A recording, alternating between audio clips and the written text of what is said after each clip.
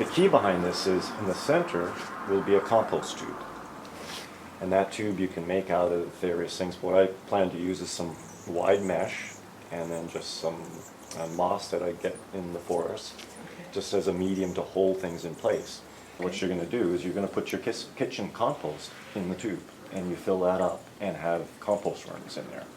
Oh. And so what happens is the compost worms eat your compost, but they also migrate out into the soil and aerate the soil, fertilize the soil, and keep all that microbial action going.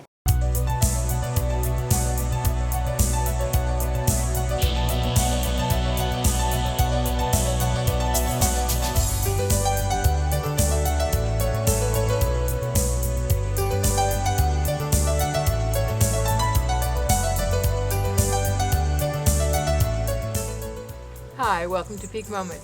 I'm Janaea Donaldson. I'm in Souk, the south part of Vancouver Island in British Columbia, and I'm with Stephen Hendricks, whose house is a fabulous experimental place for how do you grow things in small places. Stephen, thanks for joining me. Thank you, Janaea.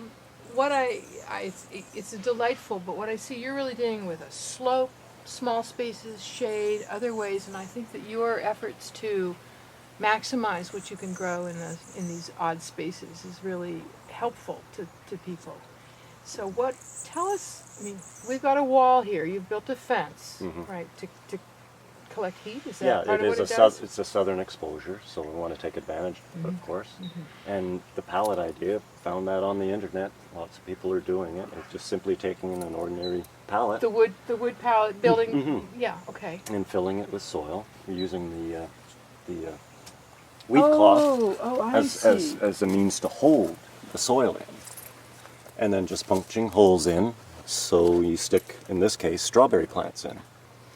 The nice thing about the strawberries is, because one of the problems we have here, if you have strawberries on the ground, the slugs like to get them. So this brings them up off the ground and creates, in a very small footprint, lots of plants. Yeah. And so I can still use this as a growing area in the soil. I have this with the southern exposure. And then for the challenge with this is water. Yeah. Because you want to make sure that the strawberries like regular watering. They don't want to be too heavily watered, or they don't want to be, dried out. So I put in just a little soaker hose here to hook up to the irrigation system. Which I never got around to it last year, but I will this year. And so the soaker hose is just across the top, No, or is I've wound it through I here, see. back and forth. Oh, so that there's a hose with some drip, if you sort of. Yeah, it's just a slow permeation by each of the plant. water. Okay. Yeah. Okay. And so what'll happen there is it'll soak the whole thing up. Because I didn't get around to it last year, I just took the hose and filled it up and let it soak through. Okay. But it's a little more time consuming that way. Yeah. But of course, if you can get it set up for automatic irrigation, it just simplifies that matter. But, right. And it works well. We got lots of strawberries out of it, and we can do more, and it's inexpensive. Free pallet. Yeah, just fill it with soil, get some weed cloth, and away you go. What's up here? Well, that's again another idea. We had strawberries in that. We got that from one of the local garden supply places. It's just a leach field. I mean, ABS pipe. Pipe and with the it's holes cut out in with it. the holes, and that worked quite well too. The drawback with this is, again, because it's such a small area of soil, it will dry out quickly. So there again, irrigation is key, and I had irrigation in there as well. But I kind of prefer this. It's just a little simpler. And I like working with wood more than I do with plastic. But it's excellent. So we might just put flowers in that this year, something that does better in a drier soil. Right. So part of what you're doing is you're experimenting. You're finding out what kind of plants, what kind of exposure, the water and so on. You've got another neat idea for going vertical that I want folks to see. Your tower. Okay. You've got a tower. Into the greenhouse, yes. This is the tower, right? But you're growing lettuces in the middle of winter. Yeah. It's called a tower garden. It's something that I found through one of our local CD Saturdays. A woman was demonstrating these, and I was quite intrigued with it. And initially I thought, it's an aquaponic system. I don't know if that's something I'm thinking about growing in soil, but then when I looked at the advantages of it, part of it, the fact that you can grow vertically. Yes. and there's a nutrient solution in here that you can fill up and add just some concentrated nutrient. Well, it's a tub with Yeah. water, And right? it holds the water. And so that has the food, the plant food. Yeah. Is And in then there. it pumps it up to the top of the tower, and then it just drips down, and it floods the roots. They're in little rock wool cubes. And it does it for 15 minutes on and 15 minutes off. So, so it's not. There's no dirt here, really. There's no dirt at It's all. just aqua. It's just water. Yeah, so it's like an aquaponic system, or they call it more of an aeroponic system, because it gets more aeration, so the roots are not always in the liquid, Really? so they alternate back and forth, and it tends to stimulate the growth a little bit better. To give you an example, I started these seedlings probably 6 weeks ago. It's been in here about 3 weeks now, and I have, if you can look at down here, these were all the same size from the same batch. These are planted in the ground, and these are the ones, of course, that are in the tower. Which You see the are growth difference. Tremendously. I mean, 5-6 times Yeah. larger than. Because, it's readily available nutrients, and plus what I'm doing, because in the winter time now, it being colder, what I've done is I've put a fish tank heater in there to keep the level of the liquid, keep it warmer, and we have a little heater going in the greenhouse that will just come in when it gets below freezing. So the greenhouse, so both the air and the water will be a little bit warmer, which will Yeah. help them to grow. That's right. So you can see the amount of growth, and it's quite spectacular. In the summertime, I had an extension on here, so I can put an extension, make it even taller. And I had tomatoes and cucumbers, peppers, and it was a virtual Right, it is? jungle I was in a here. jungle. Wow. It was, yeah. In fact, I had to keep cutting back because it wants to grow so much. That's exciting. I mean, that's really seems to me like a fabulous solution for somebody who's, only got a small balcony or just by the windows and by their house or an apartment or something like that. That's right. Yeah. Do you think it would work indoors, in house? You could certainly use it indoors as long as you have enough light, but there's also the option for supplemental lighting if you want. Oh yeah, sure. It's something I want to do in the greenhouse as well, because of course in the wintertime we don't get as much light, and you want to get more light for growth. And for lettuces it's important too, because even though they'll grow in the cool temperatures, but the lack of light, apparently the lettuces can build up higher in nitrates that you don't want, so because of lack of light. So by adding supplemental light, that can alleviate that issue. But I think it's a fascinating idea, and it's because it's so small, and you can, if you don't have a greenhouse, you build your own little greenhouse on it, Oh. just with Just poles. some You just create your own. Wrap it with some plastic or something like that. Yeah, and I have I stick poles in here in when I'm growing the tomatoes for something like a tomato cage. Oh. Yeah, you can okay. buy a tomato cage from this company, or you can make your Just own. make your own. Right. Yeah, so Right. service things. I think it's an excellent idea. You're using the liquid that you get comes in two parts. You have to buy it from the company. I mean, I don't know. You could possibly make your own, but it's been formulated for an aeroponic system as opposed to the hydroponic system. So 2 gallons, I think, is about $75, and it should last for over a year. Okay.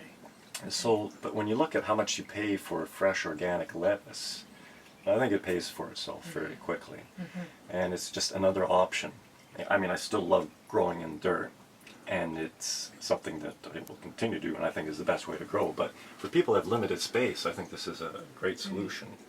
And this stuff seems to grow well. I mean, these were in the tower garden last year, the lettuces in the shard, and I just stuck them in the ground, and look what they're doing. They're just happy. And It's they like keep growing. they've got a good start. And I've had multiple harvests from them. So, I mean, so what it looks like is for a relatively small space and an investment in the nutrients, you're getting really good bounty out of this. Yeah, I think so. It's huge. You're also working on a project to sort of do your own do-it-yourself version of this. So why don't you show us what you got in mind for that? Certainly will do. Okay. In the garage. Well, this is a bit bigger than your tower. Yeah, it's a different concept, and how I got the idea of this is actually, that tower is called a tower garden. That's what the marketed name is. So in recent researching on the internet, I came across this called the Garden Tower. And so, what's this? And it's a company in the States that have using this concept, using a plastic barrel, growing in it, with holes in the side for the plants. And I thought, what a great idea, but can I make one myself? So I thought, how can I do it? And I thought, well, a wine barrel. I bought this at the local lumber store, cut the top off. And so what the idea behind this is, again, it's vertical growing space. So this will be filled with soil. And then I've just started, I haven't finished it, I'm just cutting holes all along here. So there'll be 40 or 50 holes in the side of the barrel. And the soil will come to the edge of, Yeah. in here? Yeah, I'll probably have to use a bit of root cloth just to hold the soil from falling out initially anyways. Okay. And then put my plants in there. And they'll grow out the side. But the key behind this is in the center will be a compost tube.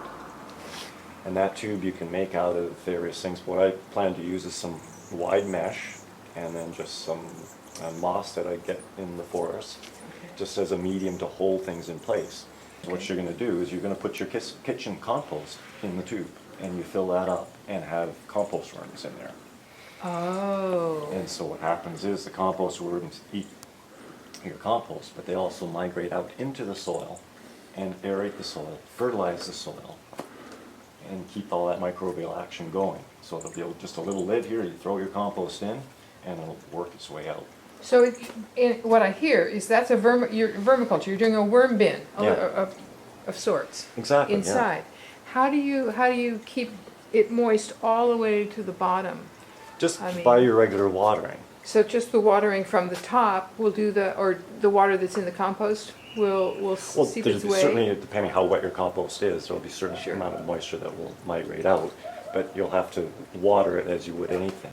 And the other key feature is that in the bottom there'll be a hole, a drain hole, or a couple of drain holes with a pan underneath. I'll probably raise this up a little higher so that you'll collect the leach. So all the nutrients that are often washed out on a regular planter disappear. You collect that, and then you can recycle it or plant, put it somewhere else, because there's a lot of nutrients there that get washed out in this situation. I really love how what you're doing is recycling everything, so nothing's lost. That's right. Right, nothing is lost in the And that's crucial there, I think. And then with having the worms and the high fertility in a very small space, you'll be able to grow lots of different plants, out the sides, out the tops, and green vegetables, and you can grow, squashes, cucumbers, whatever you want to grow. Oh, I can imagine. I just have this picture of this little hole. From this little hole here, it's like the squash is just Yeah. everybody, because you've got plenty of room for that. Yeah, I mean, and I'm probably going to put it on our back deck, and I might try to keep it on rollers so I can move it around easily.